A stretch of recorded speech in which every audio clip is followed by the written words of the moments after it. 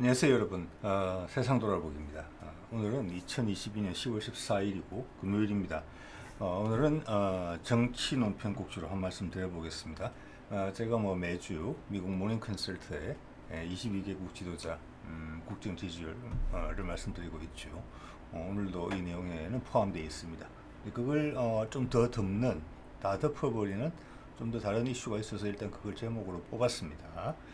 자, 가보겠습니다. 자, 먼저 모닝 컨설트 이야기를 해볼게요. 22개국 지도자들, 이번에도 모닝 컨설트의 기준으로 우리의 대통령이 꼴찌를 했어요. 여기 보면은 이제 21위가 리즈 트러스라고 영국의 이제 신임 총리죠. 예. 지난주에도 여기가 지지율은 더 낮았어요. 예. 참 지지율이 동률이었던가 그랬죠. 윤석열과. 그런데 여기 보면은 어디에서 차이가 나서 순위가 정해졌느냐면은 뒤에 싫어요와 좋아요와의 차이예요. 자, 이번 같은 경우는 싫어요와 좋아요도 같아요. 그죠? 뒤에 보면 넷 해가지고 56, 56 돼 있잖아요. 그 차이마저도 같아요. 지난주하고 또 다른 상황이에요. 그런데 여전히 지지율이 더 낮은 리즈 트러스를 21위로 해놨거든요. 그 이유는 이 사람들의 이게 순위를 매기는 구조가 그런 것 같아요. 여기 보면은 양쪽의 싫어요와 좋아요의 차이, 현재 56으로서야 두 사람이 같은데, 그런 경우에는 누구를 더 하위로 두느냐 하면은 싫어요가 절대적으로 더 많은 사람에게 하위를 주는 것 같아요. 그래서 미처 생각지 못한 구도였는데 18%라는 것도 제가 역대 때까지 지금 한 두 달 이상 지켜봐온 지지율 중에서 가장 낮은 지지율인데, 영국 총리 지지율이 대폭락세를 보이고 있는 것이죠. 들어선 지 지금 한 달, 두 달도 채 안 된 것 같은데 엄청난 사건이 지금 벌어지고 있는 것 같습니다. 영국에서는. 어쨌거나 지금 한 10주 정도 간 윤석열 대통령은 22개국 대통령 중에 모닝 컨설트의 기준으로는 꼴찌를 지속적으로 하고 있습니다. 이것도 대단한 기록이지 않을까 싶습니다만, 예. 말씀드렸고, 같은 기간, 정확하게 같은 기간인지는 모르겠지만 그 같은 시기에 보면은 한국갤럽에서는 28%가 나와 있죠. 리얼미터에서는 32% 정도 나와 있어요. 두 조사의 간격이 또 좀 많이 좁혀졌죠. 그래서 모닝 컨설트의 18%, 모닝 컨설트는 여기 대해서는 18%라고 이야기를 하고 있는 것이죠. 예. 자, 이 정도로 업데이트를 해드렸고, 아까 보여드렸던 이 국민의힘의 비대위원장인가요? 정진석이. 예, 이 사람의 이야기가 최근에 좀 이슈가 됐고, 개인적으로도 관심이 많았습니다. 요즘 정치 뉴스를 머리가 아파서 잘 안 보는데 그나마 눈에 띄었어요, 이게. 그래서 좀 불편하지만 답답한 마음에 영상을 만들어 봅니다. 어떤 발언을 했느냐? 봤더니 이런 내용이에요. 이 다운표로 되어 있는 부분인데, 정 위원장은 지난 11일 우길기가 다시 한반도에 걸릴 일들이 실제로 생길 수 있다라고 이야기한 이재명 민주당 대표가 그렇게 이야기를 했다는 거죠. 그 이야기를 비판을 하면서 조선은 안에서 썩어 문드러졌고 그래서 망했다. 일본은 조선 왕조와 전쟁을 한 적이 없다. 이 크게 이슈가 되고 있는 그 발언이기 때문에 제가 여러 언론사 찾아보지는 않았어요. 비슷할 거라고 봅니다. 예. 그래서 식민사관 논란을 불러일으킨 바 있다. 저는 이런 거 별로 안 좋아합니다. 식민사관 이런 거. 예. 좌파 우파 이런 것도 안 좋아하잖아요. 우리 파라고 이야기를 하고, 그런 거는 사람들을 분열시키기 위해서 하는 획책이에요. 구분이에요. 굳이 필요하자면 정치 공학 같은 게 기술적으로 필요한 학문 분야에서나 쓰는 이야기예요. 아니면 정치 기술자들이 선거 때 써먹으려고 하는 방식이고. 예. 그 외에 언론이나 이런 데서 쓰는 표현은 더 안 좋아요. 그런 기술적인 목적도 없거든요. 뭐냐? 사람들을 분열시키기 위해서 그래요. 예. 여러분과 나는 다른 점보다는 공통점이 훨씬 많아요. 그런데 그 공통점은 강조하지 않고 차이점만 강조하죠. 그는 우리 사이를 멀어지게 하려고 하는 것이고, 그렇게 함으로써 자기들이 촉수를 뻗을 수 있는 접촉면, 표면적을 넓히는 거예요. 지배하겠다는 수단이죠. 그거는 동서고금을 막론하고 그렇게 왔어요. 우리는 지금 구조적인 문제 때문에 그런 게 참 심한 나라 중에 하나죠. 그래서 한쪽에서는 최첨단을 가지는 생각을 가진 사람이 있고 한쪽에서는 아주 옛날스러운 생각을 가진 사람들이 동시에 존재하는 참 다이나믹한 곳입니다. 대한민국은. 네. 자, 이러니까 뭐 이 말에 대해서 사실은 이 말 자체가 그래서 식민사관, 그럼 식민사관 아니면 뭔데? 역사는 역사지요. 예, 이렇게 구분하는 것은 너는 이쪽에 속하지 않니? 다른 생각도 이렇게 했구나. 음, 이런 것으로 바로 이어지기 때문에 누구 지지하겠네? 예, 그거는 골목에서 아이들끼리 하는 이야기죠. 물론 정치 이야기는 안 하지만 아이들이. 그래서 그런 단어를 안 좋아한다는 것이고 표현과 가르는 것을 저는 그냥 우리의 상식으로 이해하는 거죠. 상식으로. 예, 해볼게요. 자, 그러면 조선 안에 썩어 문드러졌다. 100% 동의합니다. 모든 나라는 썩어서 문드러지죠. 망할 때가 되면은. 그래서 새 나라가 들어서는 거잖아요. 그죠? 사람들 불만이 많고. 동의합니다. 예. 그래서 망했다. 맞죠? 왜냐하면 이 세상의 모든 나라들이 망할 때는 그렇게 망해요. 그래도 우리나라 땅에 자리 잡았던 나라들은 뭐 고조선은 잘 모르겠습니다만은 고구려부터는 최소한 500년 이상씩 나라를 유지한 나라의 수명이 아주 긴 나라예요. 우리는. 예, 다른 나라들에 비해서 엄청나게. 예. 그런 점은 또 다른 시각을 선사하죠. 이렇게 말하면 그런 것 같죠. 뭐 이 말이 맞죠. 동의합니다. 일본은 조선 왕조와 전쟁을 한 적이 없다. 이건 거짓말이죠. 새빨간. 이거는 실수인 것 같아요. 이 말은 그냥 실수라고 인정하면 될 텐데 윤석열 대통령처럼 그걸 사과를 할 줄 모르네요. 이 사람들은. 그럼 임진왜란은 뭐고 정유재란은 또 뭐냐? 그거 전쟁한 거 아니냐 우리하고.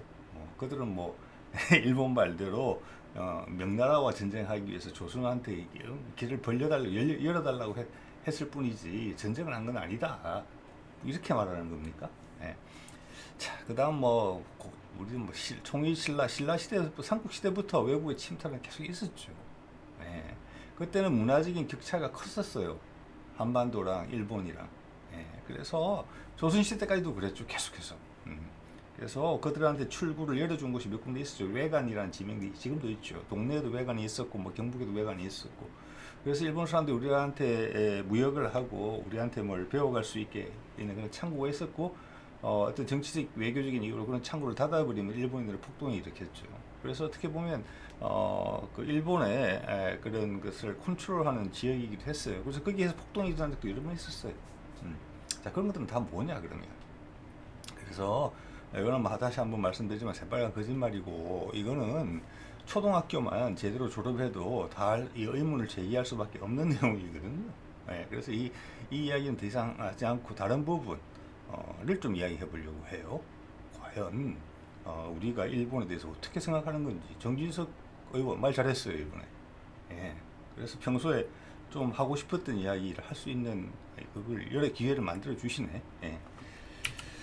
자, 명성황후의 사진이 지금 보면 2개 정도 남아있는 것 같아요. 근데 이게 이런 이슈로 들어오면은 향토사, 제도권에 있는 전문가들한테는 얻을 게 별로 없어요. 얻을 게 없는 게 아니라 방해를 하죠. 중요 이슈에 대해서. 이럴 때는 제도권 밖에 있는 사람한테 훨씬 소중하고, 저도 뭐 유튜브를 하고 있습니다만은 앞으로의 세상은 제도권 밖에 있는 사람이 새로운 세력으로 등장할 겁니다.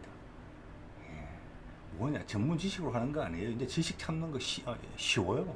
인터넷 찾으면 금방 나와요. 네, 길목만 알고 있으면 돼요. 대신 누가 진정한 우리고 또 누가 진정성을 가지고 우리를 사랑하는 마음으로 또 세상 사람을 사랑하는 마음으로 행동하느냐, 거기에 따라 달려지는 겁니다. 예. 자, 제가 지금 파악한 바로는 명성황후 사진이 2장이 존재하는 것으로 돼 있어요. 그 스토리도 재밌는데 그렇게 하면 너무 길어지니까 많이는 안 하겠습니다. 이게 명성황후 사진 복원된 사진인데 이 사진은 평북 차림이에요. 나이는 한 20, 30대로 20대 정도로 보이죠. 예, 어릴 때예요. 그때 뭐 궁에는 있었을 때예요. 근데 이 사진이 그 당시 서울에 일본인이 하는 사진관이 딱 하나밖에 없었다고 해요. 그 사진관에서 찍은 사진으로 보여요. 예, 그래서 이 사진에 대해서 설명을 다신 분은 100년 전 TV라는 유튜브 채널인데 이 뒤에 보이는 소품들이 다른 사진과 똑같거든. 그래서 그 사진관님이 짐작을 하는 거예요. 그래서 이때는 궁인이라는 신분을 속이고 가서 평복 차림으로 찍은 사진이 아닌가 이렇게 조심스럽게 추측을 하더라고요. 저도 말이 맞다고 봅니다. 그 말이. 자, 이 사진이 명성황후의 사진이고, 명성황후는 상당히 그 당시도 보면 지적이고 상당히 다부지고 또 미인이었다고 해요. 그 당시 이제 그를 만났던 외국인들의 기록을 봤을 때 여기서 그런 느낌을 좀 받게 됩니다. 예. 이거는 우리한테는 국녀 사진으로 알려져서 교과서에서 다 빠졌던 사진인데, 이 백년전 TV 이분은 뭐 사진 전문가신 것 같아요. 예, 이걸 복원을 해서 봤을 때 이 사진이 명성황후가 맞다 이런 의견을 내시는 분이고, 저도 그 의견에 동의가 됩니다. 단지 좀 전에 사진은 아마 어렸을 때, 뭐 20대나 이럴 때고, 지금은 40대로 보여요. 명성황후가 세상을 죽은 것이 40 몇 살이에요. 예, 예. 그러니까 그때하고 비슷하다. 예. 여기 보면 이제 그때 이제 명성황후를 죽인 일본인들이 명성황후를 늙은 여우라고 이제 별칭으로 불렀죠. 어떻게 보면 암호명, 늙은 여우 잡기 이런 식으로 이제 했는데, 저는 명성황후에 대해서 좋은 생각을 가지고 있지 않습니다. 그래서 이거를 민비로 불러야 되나 명성황후로 불러야 되나 이런 고민을 살짝 했어요. 자료 준비하면서. 근데 뭐 공식적인 명칭이 명성황후니까 이렇게 하고, 몰락하는 조선을 가속화시킨, 그 몰락을 가속화시킨 장본인 중에 한 명이라고 저는 부정적으로 봅니다. 예, 대원군 보듯이 봐요. 그 정도 무능력했죠. 그래도 뭐 어떤 뭐 다른 지도자들이 뭐 정조나 숙종 정도라도 의식이 있었으면은 우리가 이 정도까지 나라를 잃어버리지까지는 않았을 것 같아요. 예, 그런 점에서는 좋게 보지는 않아요. 자, 그렇지만 여기서 언급하는 이유는 우리나라의 대표자잖아요. 당시에 황후잖아요. 왕비잖아요. 예, 왕비인데 일본인들이 뛰어들어서 상상하기 어려운 방법으로 살해를 했단 말이에요. 과연 우리가 일본이 아닌 다른 나라에다가 나라를 뺏겨서 무척 힘없는 나라니까 제국주의 시대에 이놈이 와서 찝쩍거리고 저놈이 와서 찝쩍거리고 이러는 거잖아요. 그래서 우리가 러시아에 속국이 됐을 수도 있고, 중국의 속국이 됐을 수도 있고, 미국의 속국이 될 수도 있는데 하필이면 일본인데, 예, 그런 논리를 갖고 있는 거죠. 정진석은 우리나라에 그런 논리 갖고 있는 사람들 제법 많이 있습니다. 예. 우리나라의 사다리를 자꾸 타고 우연하게 기회를 보면 사다리의 높은 곳으로 가면 그런 생각을 가진 사람이 많다는 걸 느끼게 됩니다. 여러분도 경험해 보신 적이 있으신지 모르겠지만 저는 그런 경험을 해본 적이 종종 있었습니다. 네. 그들이 지금은 이 나라를 이끌고 있는 그런 상황이죠. 어려운 상황에서 대역전극을 벌여서 그들을 대표로 하나 뽑아놨잖아요. 그래서 이런 흐름이 지금 이어지고 있는 겁니다. 자, 그렇지만 명성황후를 역사적으로 절대 높게 평가하지 않습니다만, 낮게 평가합니다만은 당시에 우리나라의 왕비였어요. 그 당시 시스템에서는 국모였어요. 그런 사람이 우리 역사에 경험을 해보지 못한 그런 잔인한 방법으로 살해가 되단 말이에요. 일본이 아니었으면 불가능할 방법으로. 그래서 제가 아까 다른 나라들 이야기를 드린 겁니다. 그런 나라들이, 우리가 그런 나라들의 속국이 됐더라면 명성황후가 그렇게 죽었겠느냐? 저는 그렇게 않다고 보거든요. 그렇기 때문에 이때까지 과거의 경험이 누적된 상태에서 어떻게 보면 피날레를 장식한 거죠. 일본 사람들 우리한테. 우리한테 한을 남겨준 거죠. 한. 네, 한. 자, 오늘 그 내용을 잠깐 이야기해 보려고 해요. 네. 자, 이게 예전에 이제 엽서에 나왔던 사진인데, 이게 원래는 이제 민비로 나왔다가 그 다음에는 민비가 아닌 것 같다. 왜냐하면 이거 국녀라고 표시한 엽서가 나왔거든요. 이게 그 엽서예요. 이 직인 찍히신 거 보이시죠? 이렇게. 그래서 아니다라고 해서 역사책에서 빠졌다는데, 이 백년된 TV의 주장은 이 사람이 민비가 맞다라는 거예요. 그거 좀 복원한 사진이죠. 예. 자, 이런 거고, 그래서 이 사람이 시해됐다는 게 을미사변이잖아요. 을미사변. 일본 낭인 20명이 우리 궁궐에 들어와 가지고 칼로 난자했다. 그거죠. 그렇지만 그 이야기의 스펙트럼은 이쪽에서부터 이쪽 끝까지 있어요. 가장 순한 버전에서 가장 난폭한 버전까지 있어요. 일본인들은 처음에는 이게 이제 아마 그 당시 대원군하고 앙숙이었으니까 대원군의 지시다라고 뒤집어 씌울 준비까지 다 했었어요. 그런데 일처리가 길어지는 바람에 우리 이제 조선 대중들의 눈에도 띄었고, 또 외국 공간에 외국 대사들의 눈에도 띄었어요. 외교관들의 눈에도. 그렇기 때문에 거짓말을 못 할 수가 없는 상황이 돼서 그들이 한 것으로 인정은 하되 제일 순한 버전을 우리가 알고 있는 거예요. 이쪽 끝에 가면 제일 잔인한 버전이 있습니다. 이 순한 버전을 우리는 더 이상 알려고 노력하지 않았어요. 어떻게 보면 일본인들이 쥐어준 대로 우리가 이해하고 있어요. 이게 사실이 아닐 가능성이 높다는 거예요. 그래서 오늘은 좀 잔인 버전, 예, 강력한 버전, 저 반대쪽에 있는 게 어떤 것인지, 일본인들이 우리한테 어떤 짓을 했을 가능성이 있는지를 한번 살펴보겠다는 겁니다. 이거 잘 모르시는 분들 제법 있을 거예요. 아시는 분은 아실 거지만 모르시는 분도 꽤 있을 거예요. 1970년대인가 일본 사학자 하나가 이 사건을 조사를 하면서 옛날에 쓴 보고서를 발견을 해요. 그게 에조 보고서라는 거예요. 일본에도 당시 몇 개 다른 정치적 그룹이 있었죠.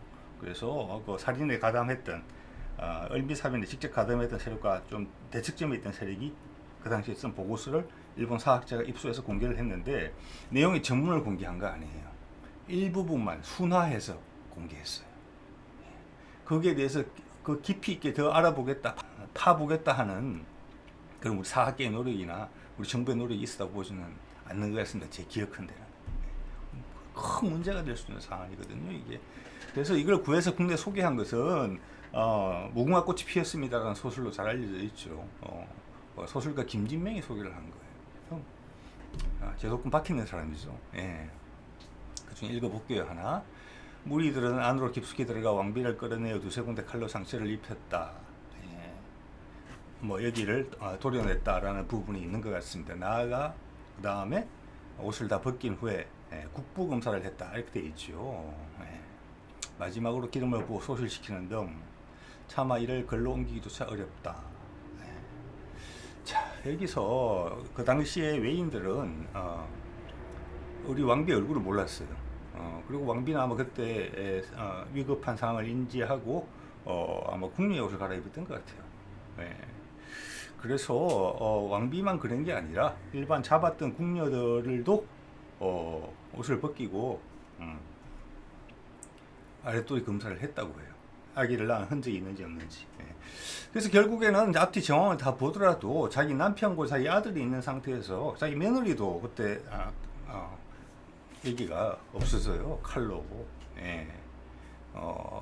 자기 남편과 아들이 있는 상태에서 살해가 되거든요. 예. 그래서 그 가담했던 20명이 국부검사를 했다는 거예요. 그래서 이 사안으로 들어가면은 그 당시 왕비가 살아있었느냐 20명이 번갈아 가면서 검사를 했는데 거기다가 몸에 난자를 해가면서 흉기로 그렇게 된 거거든요. 예.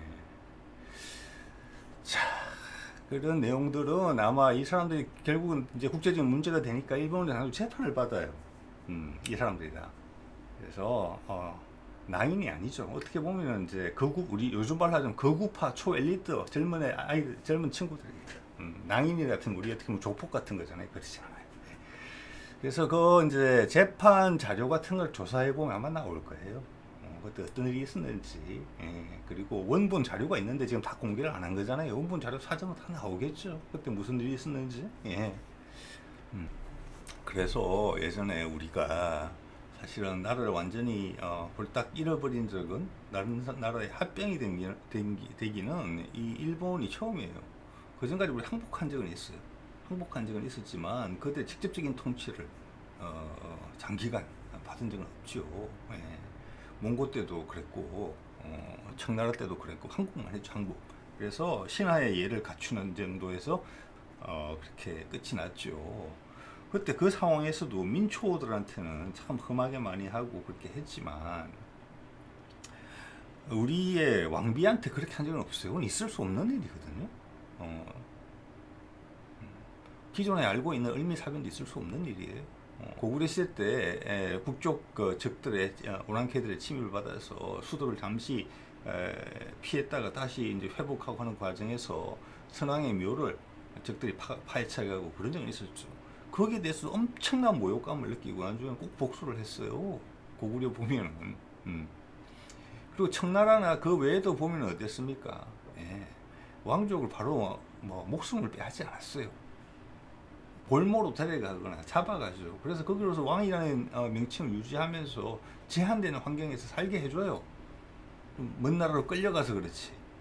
그죠? 그게 나라를 빼앗을 때도 그렇게 했어요. 우리가 지금 뭐 오랑캐라고 부르는 나라들도 그렇게 했어요. 예. 통일신라의 마지막 왕 이름이 경순왕이에요. 그 경순왕의 무덤이 저기 철원, 파주, 연천 이쪽에 있어요. 임진강 이북에. 자, 그 사람은 마지막으로 항복을 했죠. 왕건한테. 그래서 개경에 와서 살았어요. 그런데 아주 오래 살았어요. 개경에 와서.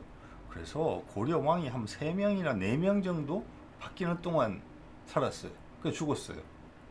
죽고 나니까 그래도 야, 이 사람이 그 경주 사람인데 죽었으니까 고향으로 가야 되지 않겠느냐라는 여론이 있었던 것 같아요. 그래서 무덤을 이렇게 뭐랄까 상여를 경주로 보내는 형식을 취해요. 고려 정권에서. 그런데 그 이제 폐허가 된 도시일 거잖아요. 경주가 다시 한번 불길이 솟을 수가 있거든요. 마지막 왕의 시신이 돌아오는 거니까 장례식을 하게 되면 거기서. 그래서 이제 그런 우려가 있기 때문에 일단 개경을 떠나서 고향으로 보내는 모양새를 취하다가 임진강을 못 건너게 하고 거기에 강변에다가 무덤을 쓴 거예요. 타협을 한 거죠. 타협을. 고려에서는 양쪽을 다 고려에서 그렇게 처리를 한 거예요. 자, 그 정도 수준이었었어요. 그 정도. 그 정도 수준인데 기존의 을묘사변 우리 역사책에 나오는 국사책에 나오는 그것도 대단한 것인데 그런 일도 전례가 없는 것인데 사실은 방법론적인 면에서 처형을 한 것도 아니잖아요. 처형을 하게 되면은 뭔가 아무리 눈 가리고 아웅하는 시기지만 법적인 절차는 따르게 돼 있어요. 그렇지 않았잖아요. 그런데 애저 보고서에 나오네요. 일본 사람이 한 이야기입니다. 우리나라에서 억지 주장을 하는 것도 아니고 사실 가능성이 아주 많다는 거죠. 그것도 구체적인 사실을 숨긴 채로 차마 입에 담지 못하는 내용이기 때문에 검색해 보시면 금방 나옵니다, 여러분. 애조 보고서라고. 그런 상황까지 저지른 나라예요. 과연 우리나라가 중국의 속국이 됐더라면 우리가 그런 취급을 받았겠습니까? 미국의 속국이 됐더라면 그런 취급을 받았겠습니까? 미국하고 합병이 됐더라면, 미국의 한 주가 됐더라면, 우리가 푸에르토리코처럼 됐더라면 이렇게 됐겠습니까? 아니죠. 그래서 일본 사람들은 우리 민초들의 가슴 깊숙한 곳에서 뭔가를 남긴 거예요. 지금 말씀드리는 내용은 엄청나게 휘발성이 강한 내용이에요. 이걸 애써 덮어두고 부인하려고 하고 조사하지 않으려고 하고 더 이상 파지 않으려고 하는 세력들이 이번에 정권을 잡은 세력들이에요. 아주 소수죠. 제가 여러 번 말씀드립니다만 극소수예요. 그렇지만 영향력은 막강한 것이죠. 자, 계속 가볼게요. 자, 그 늙은 여우의 사냥에 나섰던 일본인들이라고 칭해진 사진들이에요. 20여 명 되죠. 여러분 뭐 보신 분들 많이 있을 겁니다. 근데 여기에 보면은 이거는 거의 뭐 역사적 사실 같습니다만 우장춘, 씨 없는 수박을 개발한 우장춘 아시죠? 우장춘 박사. 어릴 때 책에도 나왔던 것 같습니다. 이 아버지의 이름이 우범선이에요. 아버지는 구한말 1890 몇 년대 을묘사변 시절에 고급 장교였어요. 그런데 을묘사변에 관여합니다. 저기 일본 낭인이 우리 이때까지 알고 있다시피 일본의 젊은 엘리트 20명들이 거구파 엘리트 20명들이 궁을 침입했을 때 그게 가담했던 유일한 조선인이었어요. 그게 우장춘의 아버지였고 이름은 우범선입니다. 그래서 일본으로 망명을 해요. 그리고 일본 여자랑 결혼을 해서 태어난 아이가 꼬맹이 보이즈 가운데 우범선입니다. 근데 우범선은 일본에서 오래 살지 못했어요. 왜냐? 고종이 암살자를 보냈거든요. 그래서 이 사람이 죽습니다. 일본에서. 자, 그랬고 우장춘은 향후 아버지가 한 일을 잘 알고 거기에 대해서 미안해하는 마음이 많았다고 해요. 그래서 6.25 전쟁 기간 동안에도 한국에 들어와서 한국의 해당 분야, 생물학자였죠. 해당 분야의 발전을 위해서 기여했다. 그렇게 지금 알려지고 있어요. 그렇지만 그런 케이스는 드문 케이스다라는 거죠. 드문 케이스. 자, 이게 갑자기 원폭 사진이 왜 나오나 사실 건데 이 히로시마입니다. 원자포탄이 이 위에서 떨어진 거죠. 지금 저기 이제 아직도 저 건물이 남아 있죠. 폐허 건물이 공원이죠. 자, 명성 황후의 시해가 국제적으로 문제가 되고 이게 가담했던 일본인들이 이제 빠져나올 수 없게 됐기 때문에 재판을 받아요. 재판을. 제가 언제 재판을 받는지 모르겠지만 뭐 그 이후에 재판을 받았겠죠. 그래서 재판에서 무죄가 선고돼요. 예. 아마 제 기억이 맞다면 그럴 겁니다. 그래서 그 재판정이 있었던 곳이 어딘지 아십니까? 히로시마입니다. 예. 히로시마. 예. 그 히로시마가 다시 몇십 년 지나서 세계 최초로 원자폭탄을 맞은 곳이에요. 14만 명이 한꺼번에 죽었잖아요. 예. 그래서 이걸 인과응보다 묘한 일치다, 이렇게 해석할 수 있는 여지가 있어요. 예. 자, 그러면 다시 대문사진으로 돌아가서 왜 정진석이 그런 말을 하느냐. 지금 윤석열 대통령의 지지율이 너무 좋지 않아요. 그래서 국민과 접촉을 하고 입을 열면 무조건 사고가 나죠. 거기다가 부인 문제 있죠, 장모 문제 있죠, 여러 가지 문제들이 있어요. 자, 그 와중에 윤석열 대통령을 대통령으로 만들었던 여러 가지 세력들이 있어요. 예. 적지만, 숫자적으로는 적지만 영향력은 막강한, 국민들의 여론을, 국민들한테 콩깍지를 씌울 수도 있고 국민들의 여론을 저쪽으로 돌릴 수도 있는 그런 역량을 가진 그들이죠. 예. 그들이 원한 바를 다 이루기에 지지율이 너무 빨리 떨어지고 있어요. 그래서 그 내부에서도 불만이 쌓여가고 있을 거예요. 예, 제가 보기에는.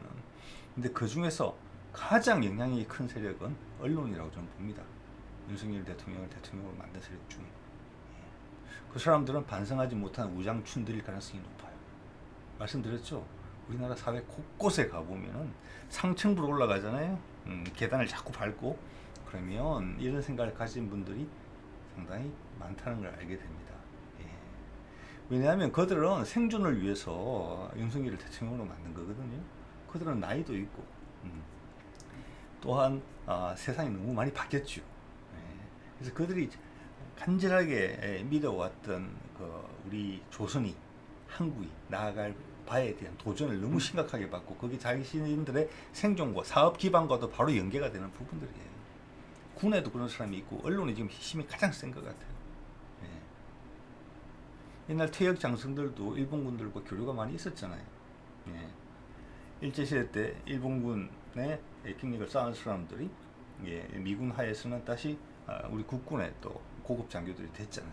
거기서 또 6.25 때 전공으로 연결돼 있고, 그 당시 전우였던 일본군들과 안 친하다면 오기 이상한 거죠. 거기서 다 교육을 받았는데. 그래서 거기 또 일부 한 예를 드리는 말씀이에요. 예를. 그리고 우리나라의 가업을 일으켰던 많은 사람들 중에 해방 공간에서 일본 사람들의 것을 물려받아서 그들의 선의로 사업을 시작했던 사람들도 겉으로 드러나지는 않지만 꽤 있을 거예요. 우리가 잘 아는 사람들의 성공담에도 숨겨져 있는 그런 스토리들이 충분히 있을 수 있어요. 그렇기 때문에 상층부로 가면은 그런 사람들이 있다는 겁니다. 그렇기 때문에 그들을 대변해 줘야 되기 때문에 국민들뿐만이 아니라 그들의 핵심 지지 기반이 그들에게조차 경원이 되고 있는 윤석열 대통령은 겉으로라도 저런 말을 해줘야 되고 가장 간지나게 이야기하는 부분이 일본이다. 정진석도 같은 배를 탔다. 같은 역할을 해주고 있다. 저는 그렇게 봅니다. 예. 그래서 정진석의 그 이야기는 본인들의 존재의 정권 유지의 핵심적인 반성하지 못한 우장춘이나 반성하지 못한 우장춘의 후손 같은 사람들한테 하는 이야기예요. 나 당신들과 같은 편이다. 아직 버리지 않았다.